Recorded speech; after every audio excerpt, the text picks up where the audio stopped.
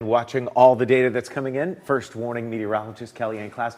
Kellyanne, what's the latest? So right now we have tropical storm watches, warnings, and even a hurricane watch posted for portions of Pinellas and Hillsborough County, but nothing for Central Florida just yet. But I think that we will start to see those tropical advisories be posted later on today. Just keep in mind that a hurricane watch means that hurricane watches or hurricane conditions rather, will be expected within the next about 48 hours. So again, nothing for Central Florida just yet. Ian, though, is certainly getting its act together. It has a good burst of convection, and it's all thanks to warmer waters into the Caribbean. It's actually beginning to go into the highest tropical potential cyclone heat potential in the Caribbean basin. So that really is just the fuel for this system to continue to strengthen. It's going to be pretty clear by that track as well. But as of now, it's a hurricane with winds of 75 miles per hour, expected to move up into Cuba by late Monday and into early Tuesday morning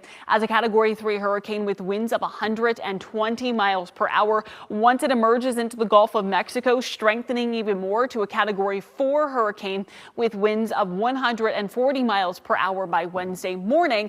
And then by Wednesday, it starts to make that turn towards the peninsula of Florida. And then as we look towards Thursday, it could also begin to give us some impacts to our northern location. So we're still watching the exact path of this track. It can make landfall anywhere from the Sun Coast in southwest Florida to the panhandle of Florida by Friday. Still to fine tune, but I do want to show you our two major models, the GFS and the European, because those are starting to get into better agreement. Our spaghetti models, though, not quite yet. Some of these models are beginning to inch towards the east, but not getting that tight and compact location just yet. That would signify that there is a high confidence within those models. So here's a look at the European on the left, GFS on the right. European actually wants it to make landfall by Thursday morning in Tampa, while the GFS has it still in the Gulf of Mexico, slowing down and getting stronger.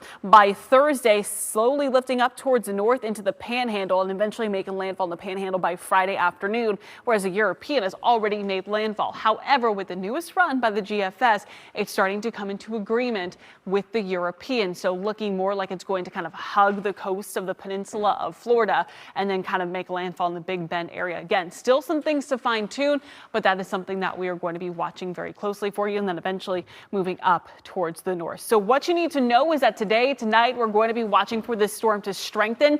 I think tomorrow we could start to get some of those outer rain bands beginning to move into Central Florida with the main impacts Wednesday and into Thursday. To talk more about those main impacts is meteorologist Eric Burris. We could be talking days and days of impacts from this storm system, like Wednesday, Thursday, and then finally exiting on Friday. And that means flooding is going to be a big concern. Severe storms, when we talk about tornadic cells, could be talking tropical storm to even hurricane force wind gusts. So those are kind of the main impacts. The good news, because WESH 2 CW18's coverage area includes the East Coast, storm surge threat for us will be low, but that is absolutely not the case on the Gulf Coast, where there is a significant threat for storm surge flooding. So let's do this. Let's just look at the same computer models Kellyanne showed, but in terms of rainfall. The global models are giving us roughly half a foot to a foot of rain. Our in-house Futurecast model is saying we could almost double that. So there's a significant flooding threat, and being that we would be on the right side of this, the right front quadrant of this storm system, there is a higher threat for isolated tornadoes. The good news is that they're typically weaker tornadoes. The bad news is that threat will be there. So these are just a couple of the things that we're watching. Just updated this, the likely arrival of tropical storm force winds. In other words, when things start to go downhill weather-wise. We think Wednesday morning for the Bay Area, the Sun Coast, down through about, say, Naples and the Keys. In our area, at least the majority of Central Florida, it's Wednesday night that things start to get worse and worse. The squally weather starts to begin. And then up toward the Florida First Coast and the Panhandle, it would be more of a Thursday morning onset. Take a look at Futurecast, okay? This is Wednesday, 6 p.m. Storm center just off of the southwest Florida coast, but we're already getting just squally weather. Tropical storm force gusts certainly likely, big heavy downpours. There's Thursday 9 a.m. storm system either coming ashore or very near shore, and then Friday at 2 a.m. That's finally when Futurecast is saying that this starts to move out. All right, for today, no impacts from Hurricane Ian, okay? It's just a normal weather day. Upper 60s in our northern spots, which feels incredible. Mid to upper 70s across the rest of town. 12-hour forecast, heading to work, heading to school, or getting your house ready for a stormy week. Watching the rain chances go up by about 2, 3, 4 o'clock. A normal summer's weather pattern for us, okay?